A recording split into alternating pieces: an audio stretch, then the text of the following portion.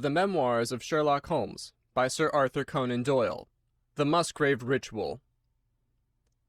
An anomaly which often struck me in the character of my friend Sherlock Holmes was that, although in his methods of thought he was the neatest and most methodical of mankind, and although also he affected a certain quiet primness of dress, he was none the less in his personal habits one of the most untidy men that ever drove a fellow lodger to distraction.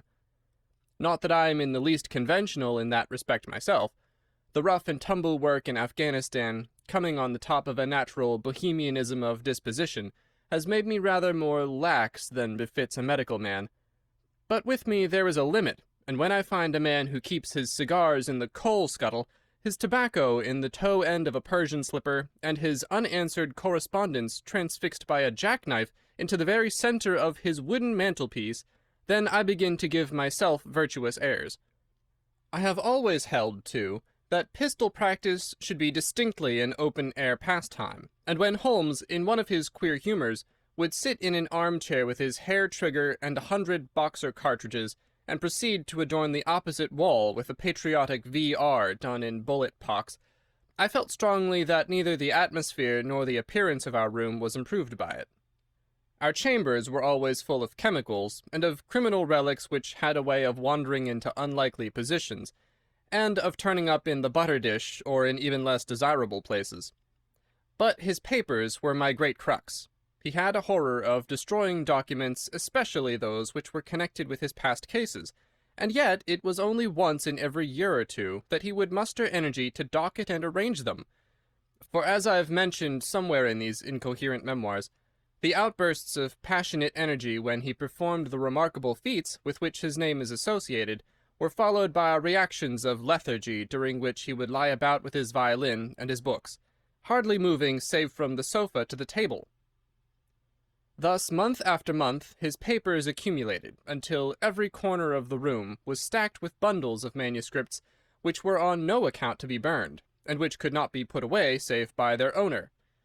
One winter's night, as we sat together by the fire, I ventured to suggest to him that as he had finished pasting extracts into his commonplace book, he might employ the next 2 hours in making our room a little more habitable.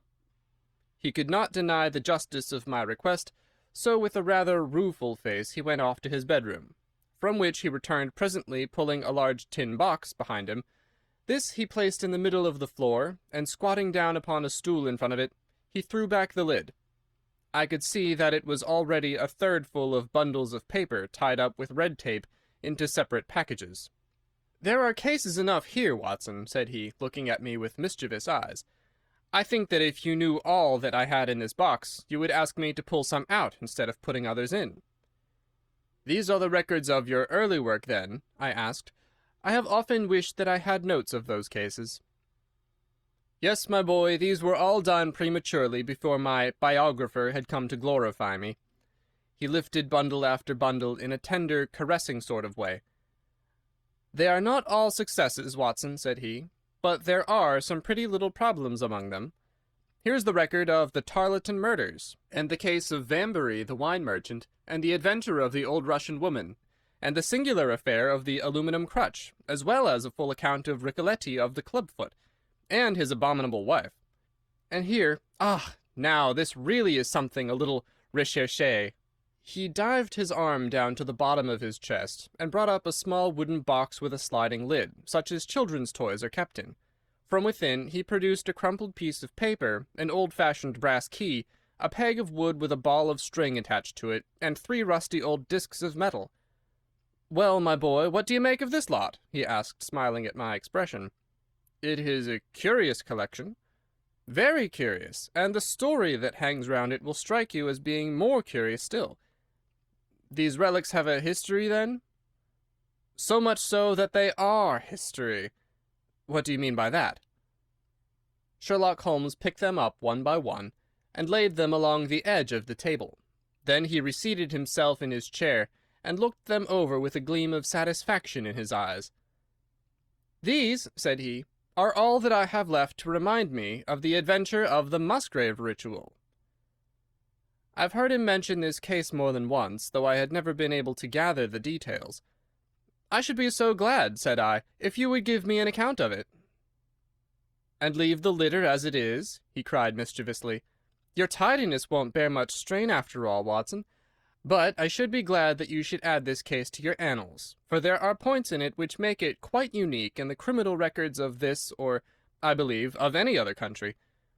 A collection of my trifling achievements would certainly be incomplete which contained no account of this very singular business. You may remember how the affair of the Glorious Scot, and my conversation with the unhappy man whose fate I told you of, first turned my attention in the direction of my profession which has become my life's work. You see me now when my name has become known far and wide, and when I am generally recognized, both by the public and by the official force, as being a final court of appeal in doubtful cases. Even when you knew me first, at the time of the affair which you have commemorated in A Study in Scarlet, I have already established a considerable, though not very lucrative, connection. You can hardly realize, then, how difficult I found it at first, and how long I had to wait before I succeeded in making any headway. When I first came up to London, I had rooms in Montague Street, just round the corner from the British Museum, and there I waited, filling in my too abundant leisure time by studying all those branches of science which might make me more efficient. Now and again, cases came in my way, principally through the introduction of old fellow students, for during my last years at the university there was a good deal of talk there about myself and my methods. The third of these cases was that of the Musgrave Ritual, and it is to the interest which was aroused by that singular chain of events, and the large issues which proved to be at stake, that I traced my first stride towards the position which I now hold. Reginald Musgrave had been in the same college as myself, and I had some slight acquaintance with him. He was not generally popular among the undergraduates, though it always seemed to me that what was set down as pride was really an attempt to cover extreme natural diffidence. In appearance he was a man of exceedingly aristocratic type, thin, high-nosed and large-eyed, with languid and yet courtly manners. He was indeed a scion of one of the very oldest families in the kingdom, though his branch was a cadet one which had separated from the northern Musgraves some time in the 16th century, and had established itself in western Sussex, where the manor house of Hurlstone is perhaps the oldest inhabited building in the country. Something of his birthplace seemed to cling to the man, and I never looked at his pale, keen face or the poise of his head without associating him with grey archways and mullioned windows and all the venerable wreckage of a feudal keep. Once or twice we drifted into talk, and I can remember that more than once he expressed a keen interest in my methods of observation and inference. For 4 years I had seen nothing of him until one morning he walked into my room in Montague Street. He had changed little, was dressed like a young man of fashion — he always was a bit of a dandy — and preserved the same quiet, suave manner which had formerly distinguished him. "How has all gone with you, Musgrave?" I asked, after we had cordially shaken hands. "You probably heard of my poor father's death," said he. "He was carried off about 2 years ago. Since then I have of course had the Hurlstone estates to manage, and as I am member for my district as well, my life has been a busy one. But I understand, Holmes, that you are turning to practical ends those powers with which you used to amaze us." "Yes," said I have taken to living by my wits." "I'm delighted to hear it, for your advice at present would be exceedingly valuable to me. We have had some very strange doings at Hurlstone, and the police have been able to throw no light upon the matter. It is really the most extraordinary and inexplicable business." You can imagine with what eagerness I listened to him, Watson, for the very chance for which I had been panting during all those months of inaction seemed to have come within my reach. In my inmost heart I believed that I could succeed where others failed, and now I had the opportunity to test myself. "Pray, let me have the details," I cried. Reginald Musgrave sat down opposite to me, and lit the cigarette which I had pushed towards him. "You must know," said he, "that though I am a bachelor, I have to keep up a considerable staff of servants at Hurlstone, for it is a rambling old place, and takes a good deal of looking after. I preserve too, and in the pheasant months I usually have a house party, so that it would not do to be short-handed. Altogether there are 8 maids, the cook, the butler, 2 footmen, and a boy. The garden and the stables, of course, have a separate staff." Of these servants, the one who had been longest in our service was Brunton the butler. He was a young schoolmaster out of place when he was first taken up by my father, but he was a man of great energy and character, and he soon became quite invaluable in the household. He was a well-grown, handsome man, with a splendid forehead, and though he has been with us for 20 years, he cannot be more than 40 now. With his personal advantages and his extraordinary gifts, for he can speak several languages and plays nearly every musical instrument, it is wonderful that he should have been satisfied so long in such a position. But I suppose that he was comfortable and lacked energy to make any change. The butler of Hurlstone is always a thing that is remembered by all who visit us. But this paragon has one fault. He is a bit of a Don Juan, and you can imagine that for a man like him, it is not a very difficult part to play in a quiet country district. When he was married it was all right, but since he has been a widower, we have no end of trouble with him. A few months ago, we were in hopes that he was about to settle down again, for he became engaged to Rachel Howells, our second housemaid. But he has thrown her over since then, and taken up with Janet Tregellis, the daughter of the head gamekeeper. Rachel, who is a very good girl, but of an excitable Welsh temperament, had a sharp touch of brain fever, and goes about the house now, or did until yesterday, like a black-eyed shadow of her former self. That was our first drama at Hurlstone, but a second one came to drive it from our minds, and it was prefaced by the disgrace and dismissal of Butler Brunton. This was how it came about. I have said that the man was intelligent, and this very intelligence has caused his ruin, for it seems to have led to an insatiable curiosity about things, which did not in the least concern him. I had no idea of the lengths to which this would carry him, until the merest accident opened my eyes to it. I have said that the house is a rambling one. One day last week, on Thursday night to be more exact, I found that I could not sleep, having foolishly taken a cup of strong café noir after my dinner. After struggling against it until 2 in the morning, I felt that it was quite hopeless, so I rose and lit the candle with the intention of continuing a novel which I was reading. The book, however, had been left in the billiard-room, so I pulled on my dressing-gown and started off to get it. In order to reach the billiard-room, I had to descend a flight of stairs and then to cross the head of a passage which led to the library and the gun-room. You can imagine my surprise when, as I looked down this corridor, I saw a glimmer of light coming from the open door of the library. I had myself extinguished the lamp and closed the door before coming to bed. Naturally, my first thought was of burglars. The corridors at Hurlstone have their walls largely decorated with trophies of old weapons. From one of these I picked a battle-axe, and then, leaving my candle behind me, I crept on tiptoe down the passage and peeped in at the open door. Brunton the butler was in the library. He was sitting, fully dressed, in an easy-chair, with a slip of paper which looked like a map upon his knee, and his forehead sunk forward upon his hand in deep thought. I stood dumb with astonishment, watching him from the darkness. A small taper on the edge of the table shed a feeble light which sufficed to show me that he was fully dressed. Suddenly, as I looked, he rose from his chair, and walking over to a bureau at the side, he unlocked it and drew out one of the drawers. From this he took a paper, and returning to his seat, he flattened it out beside the taper on the edge of the table, and began to study it with a minute attention.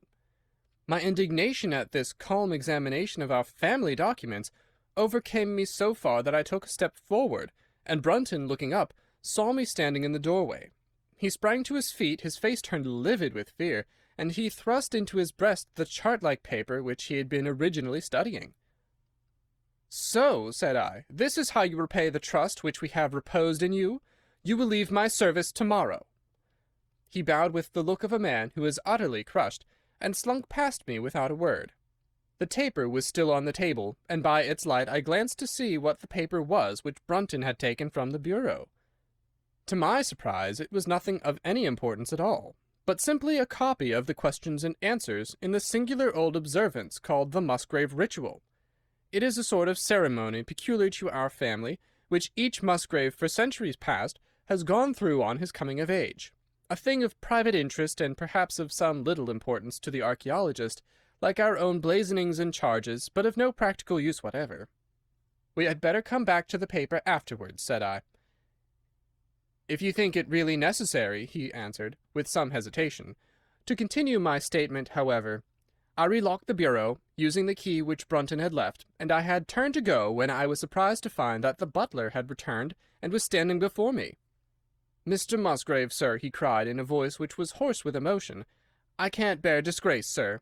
I've always been proud above my station in life, and disgrace would kill me. My blood would be on your head, sir, it will indeed, if you drive me to despair. If you cannot keep me after what has passed, then for God's sake let me give you notice and leave in a month, as if of my own free will. I could stand that, Mr. Musgrave, but not to be cast out before all the folk that I know so well." "You don't deserve much consideration, Brunton," I answered. "Your conduct has been most infamous. However, as you have been a long time in the family, I have no wish to bring public disgrace upon you. A month, however, is too long. Take yourself away in a week, and give whatever reason you like for going." "Only a week, sir," he cried in a despairing voice. "A fortnight, say at least a fortnight." "A week," I repeated, "and you may consider yourself to have been very leniently dealt with." He crept away, his face sunk upon his breast, like a broken man, while I put out the light and returned to my room. For 2 days after this, Brunton was most assiduous in his attention to his duties. I made no allusion to what had passed, and waited with some curiosity to see how he would cover his disgrace. On the third morning, however, he did not appear, as was his custom after breakfast to receive my instructions for the day. As I left the dining-room, I happened to meet Rachel Howells, the maid. I've told you that she had only recently recovered from an illness, and was looking so wretchedly pale and wan that I remonstrated with her for being at work. "You should be in bed," I said. "Come back to your duties when you are stronger." She looked at me with so strange an expression that I began to suspect that her brain was affected. "I'm strong enough, Mr. Musgrave," said she. "We will see what the doctor says," I answered. "You must stop work now, and when you go downstairs just say that I wish to see Brunton." "The butler is gone," said she. "Gone? Gone where?" "He's gone. No one has seen him. He's not in his room. Oh, yes, he's gone, he's gone." She fell back against the wall with shriek after shriek of laughter, while I, horrified at this sudden hysterical attack, rushed to the bell to summon help. The girl was taken to her room, still screaming and sobbing, while I made inquiries about Brunton. There was no doubt about it that he had disappeared. His bed had not been slept in, he had been seen by no one since he had retired to his room the night before, and yet it was difficult to see how he could have left the house, as both windows and doors were found to be fastened in the morning. His clothes, his watch, and even his money were in his room, but the black suit which he usually wore was missing. His slippers, too, were gone, but his boots were left behind. Where, then, could Butler Brunton have gone in the night, and what could have become of him now? Of course, we searched the house from cellar to garret, but there was no trace of him. It is, as I have said, a labyrinth of an old house, especially the original wing, which is now practically uninhabited. But we ransacked every room and cellar without discovering the least sign of the missing man. It was incredible to me that he could have gone away leaving all his property behind him, and yet where could he be? I called in the local police, but without success. Rain had fallen on the night before, and we examined the lawn and the paths all around the house, but in vain. Matters were in this state when a new development quite drew our attention away from the original mystery.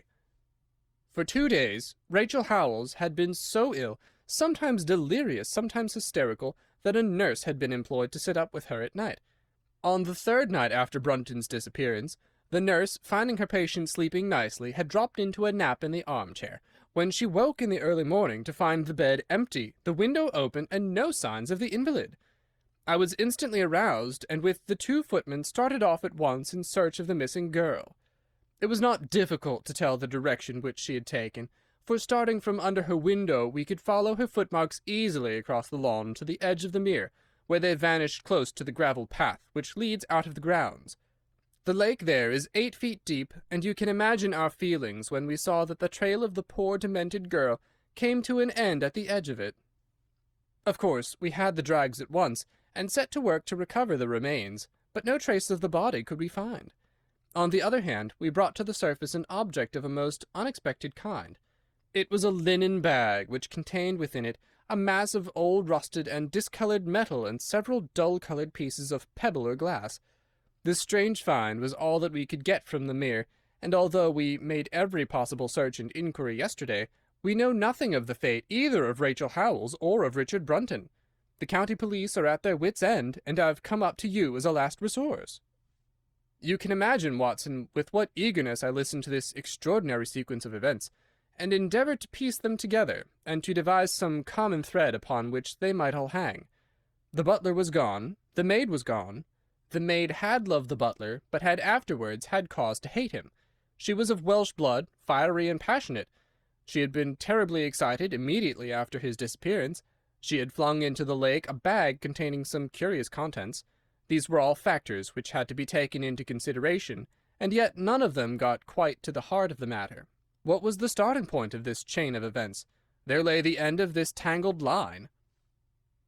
"I must see that paper, Musgrave," said I, "which this butler of yours thought it worth his while to consult, even at the risk of the loss of his place." "It is rather an absurd business, this ritual of ours," he answered, "but it has at least the saving grace of antiquity to excuse it. I have a copy of the questions and answers here if you care to run your eye over them." He handed me the very paper which I have here, Watson, and this is the strange catechism to which each Musgrave had to submit when he came to man's estate. I will read you the questions and answers as they stand. Whose was it? His who is gone. Who shall have it? He who will come. Where was the sun? Over the oak. Where was the shadow? Under the elm.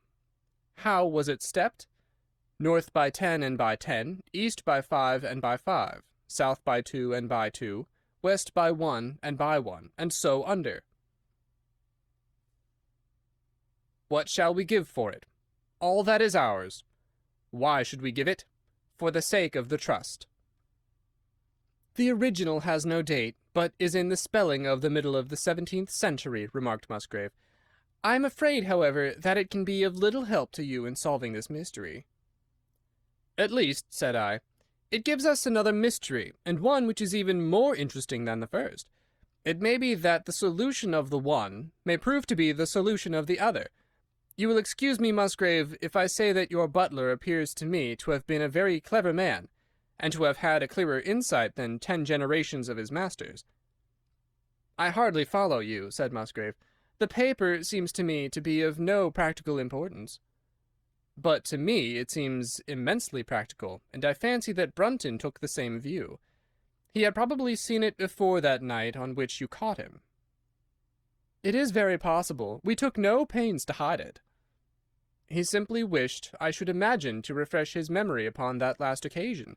He had, as I understand, some sort of map or chart which he was comparing with the manuscript, and which he thrust into his pocket when you appeared. That is true, but what could he have to do with this old family custom of ours? And what does this rigmarole mean? I don't think that we should have much difficulty in determining that, said I. With your permission, we will take the first train down to Sussex, and go a little more deeply into the matter upon the spot. The same afternoon saw us both at Hurlstone. Possibly you have seen pictures and read descriptions of the famous old building. So I will confine my account of it to saying that it is built in the shape of an L, the long arm being the more modern portion, and the shorter the ancient nucleus from which the other had developed. Over the low, heavily linteled door, in the centre of this old part, is chiselled the date 1607, but experts are agreed that the beams and stonework are really much older than this. The enormously thick walls and tiny windows of this part had in the last century driven the family into building the new wing, and the old one was used now as a storehouse and a cellar, when it was used at all. A splendid park with fine old timber surrounds the house, and the lake to which my client had referred lay close to the avenue, about 200 yards from the building. I was already firmly convinced, Watson, that there were not 3 separate mysteries here, but one only, and that if I could read the Musgrave Ritual aright, I should hold in my hand the clue which would lead me to the truth concerning both the butler Brunton and the maid Howells. To that then I turned all my energies. Why should this servant be so anxious to master this old formula? Evidently because he saw something in it which had escaped all those generations of country squires, and from which he expected some personal advantage. What was it then, and how had it affected his fate? It was perfectly obvious to me, on reading the ritual, that the measurements must refer to some spot to which the rest of the document alluded, and that if we could find that spot, we should be in a fair way towards finding what the secret was which the old Musgraves had thought it necessary to embalm in so curious a fashion. There were two guides given us to start with, an oak and an elm. As to the oak, there could be no question at all. Right in front of the house, upon the left-hand side of the drive, there stood a patriarch among oaks, one of the most magnificent trees that I have ever seen. "That was there when your ritual was drawn up," said I, as we drove past it. "It was there at the Norman Conquest in all probability," he answered. "It has a girth of 23 feet. "Have you any old elms?" I asked. "There used to be a very old one over yonder, but it was struck by lightning 10 years ago, and we cut down the stump."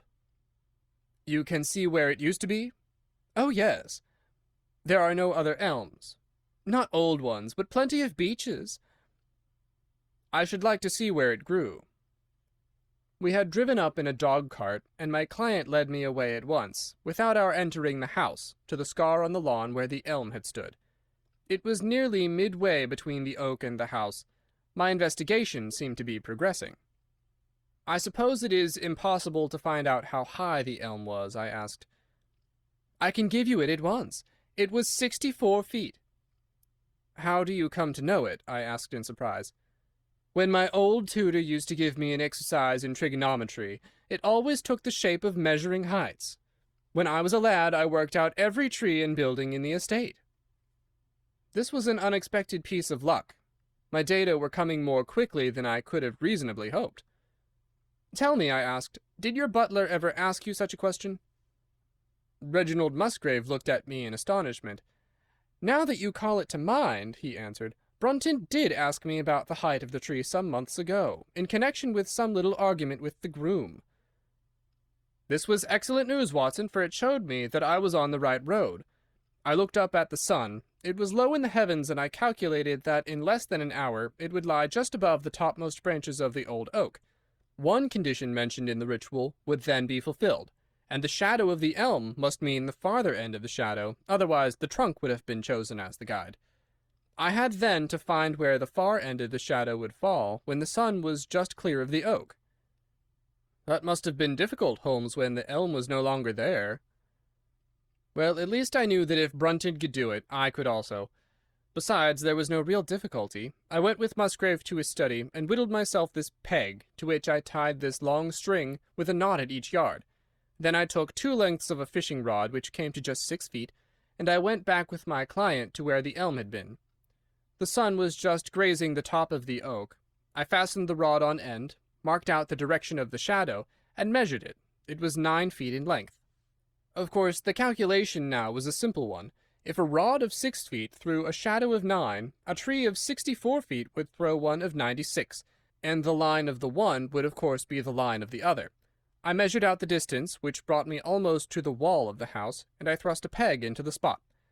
You can imagine my exultation, Watson, when within 2 inches of my peg I saw a conical depression in the ground. I knew that it was the mark made by Brunton in his measurements, and that I was still upon his trail. From this starting point I proceeded to step, having first taken the cardinal points by my pocket compass. 10 steps with each foot took me along parallel with the wall of the house, and again I marked my spot with a peg. Then I carefully paced off 5 to the east and 2 to the south. It brought me to the very threshold of the old door. 2 steps to the west meant now that I was to go 2 places down the stone-flagged passage, and this was the place indicated by the ritual. Never have I felt such a cold chill of disappointment, Watson. For a moment it seemed to me that there must be some radical mistake in my calculations. The setting sun shone full upon the passage floor, and I could see that the old foot-worn grey stones with which it was paved were firmly cemented together, and had certainly not been moved for many a long year. Brunton had not been at work here. I tapped upon the floor, but it sounded the same all over, and there was no sign of any crack or crevice. But fortunately, Musgrave, who had begun to appreciate the meaning of my proceedings, and who was now as excited as myself, took out his manuscript to check my calculation. "And under!" he cried. "You have omitted the 'and under.'" I had thought that it meant that we were to dig, but now of course I saw at once that I was wrong. "There is a cellar under this, then?" I cried. "Yes, and as old as the house. Down here, through this door." We went down a winding stone stair, and my companion, striking a match, lit a large lantern which stood on a barrel in the corner. In an instant it was obvious that we had at last come upon the true place, and that we had not been the only people to visit the spot recently. It had been used for the storage of wood, but the billets which had evidently been littered over the floor were now piled at the sides, so as to leave a clear space in the middle. In this space lay a large and heavy flagstone, with a rusted iron ring in the center, to which a thick shepherd's check muffler was attached. "By Jove!" cried my client, "that's Brunton's muffler! I've seen it on him, and could swear to it. What has the villain been doing here?" At my suggestion, a couple of the county police were summoned to be present, and I then endeavored to raise the stone by pulling on the cravat. I could only move it slightly, and it was with the aid of one of the constables that I succeeded at last in carrying it to one side. A black hole yawned beneath, into which we all peered, while Musgrave, kneeling at one side, pushed down the lantern. A small chamber about 7 feet deep and 4 feet square lay open to us. At one side of this was a squat brass-bound wooden box, the lid of which was hinged upwards, with this curious old-fashioned key projecting from the lock. It was furred outside by a thick layer of dust, and damp and worms had eaten through the wood, so that a crop of livid fungi was growing on the inside of it. Several discs of metal, old coins apparently, such as I hold here, were scattered over the bottom of the box, but it contained nothing else. At the moment, however, we had no thought for the old chest, for our eyes were riveted upon that which crouched beside it. It was the figure of a man, clad in a suit of black, who squatted down upon his hams, with his forehead sunk upon the edge of the box, and his 2 arms thrown out on each side of it. The attitude had drawn all the stagnant blood to the face, and no man could have recognized that distorted liver-colored countenance, but his height, his dress, and his hair were all sufficient to show my client, when we had drawn the body up, that it was indeed his missing butler. He had been dead some days, but there was no wound or bruise upon his person to show how he had met his dreadful end. When his body had been carried from the cellar, we found ourselves still confronted with a problem which was almost as formidable as that with which we had started. I confess that so far, Watson, I had been disappointed in my investigation. I had reckoned upon solving the matter when once I had found the place referred to in the ritual, but now I was there, and was apparently as far as ever from knowing what it was which the family had concealed with such elaborate precautions. It is true that I had thrown a light upon the fate of Brunton, but now I had to ascertain how that fate had come upon him, and what part had been played in the matter by the woman who had disappeared. I sat down upon a keg in the corner, and thought the whole matter carefully over. You know my methods in such cases, Watson. I put myself in the man's place, and having first gauged his intelligence, I try to imagine how I should myself have proceeded under the same circumstances. In this case the matter was simplified by Brunton's intelligence being quite first-rate, so that it was unnecessary to make any allowance for the personal equation, as the astronomers have dubbed it. He knew that something valuable was concealed. He had spotted the place. He found that the stone which covered it was just too heavy for a man to move unaided. What would he do next? He could not get help from outside, even if he had someone whom he could trust, without the unbarring of doors and considerable risk of detection. It was better, if he could, to have his helpmate inside the house. But whom could he ask? This girl had been devoted to him. A man always finds it hard to realize that he may have finally lost a woman's love, however badly he may have treated her. He would try by a few attentions to make his peace with the girl Howells, and then would engage her as his accomplice. Together they would come at night to the cellar, and their united force would suffice to raise the stone. So far I could follow their actions as if I had actually seen them. But for 2 of them, and one a woman, it must have been heavy work for the raising of that stone. A burly Sussex policeman and I had found it no light job. What would they do to assist them? Probably what I should have done myself. I rose and examined carefully the different billets of wood which were scattered round the floor. Almost at once I came upon what I expected. One piece, about 3 feet in length, had a very marked indentation at one end, while several were flattened at the sides as if they had been compressed by some considerable weight. Evidently, as they had dragged the stone up, they had thrust the chunks of wood into the chink, until at last, when the opening was large enough to crawl through, they would hold it open by a billet placed lengthwise, which might very well become indented at the lower end, since the whole weight of the stone would press it down onto the edge of this other slab. So far I was still on the safe ground. And now, how was I to proceed to reconstruct this midnight drama? Clearly, only one could fit into the hole, and that one was Brunton. The girl must have waited above. Brunton then unlocked the box, handed up the contents presumably, since they were not to be found, and then what happened? What smouldering fire of vengeance had suddenly sprung into flame in this passionate Celtic woman's soul when she saw the man who had wronged her perhaps far more than we suspected, in her power? Was it a chance that the wood had slipped, and that the stone had shut Brunton into what had become his sepulchre? Had she only been guilty of silence as to his fate? Or had some sudden blow from her hand dashed the support away, and sent the slab crashing down into its place? Be that as it might, I seemed to see that woman's figure still clutching at her treasure trove, and flying wildly up the winding stair, with her ears ringing perhaps with the muffled screams from behind her, and with the drumming of frenzied hands against the slab of stone, which was choking her faithless lover's life out. Here was the secret of her blanched face, her shaken nerves, her peals of hysterical laughter on the next morning. But what had been in the box? What had she done with that? Of course, it must have been the old metal and pebbles which my client had dragged from the mere. She had thrown them in there at the first opportunity to remove the last trace of her crime. For 20 minutes I had sat motionless, thinking the matter out. Musgrave still stood with a very pale face, swinging his lantern and peering down into the hole.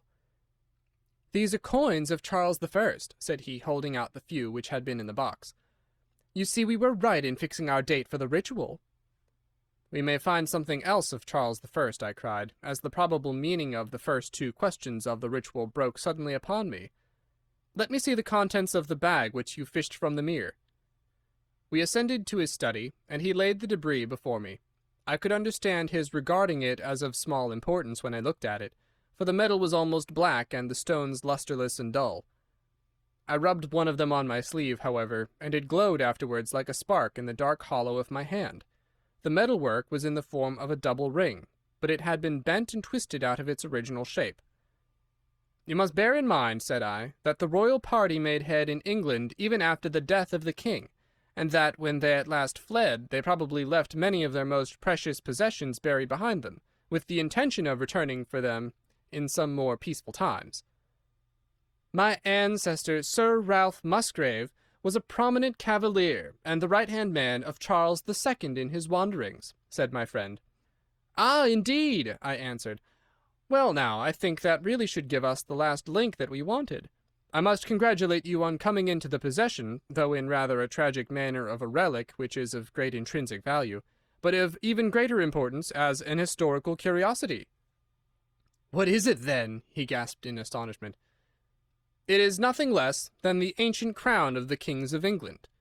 "The crown?"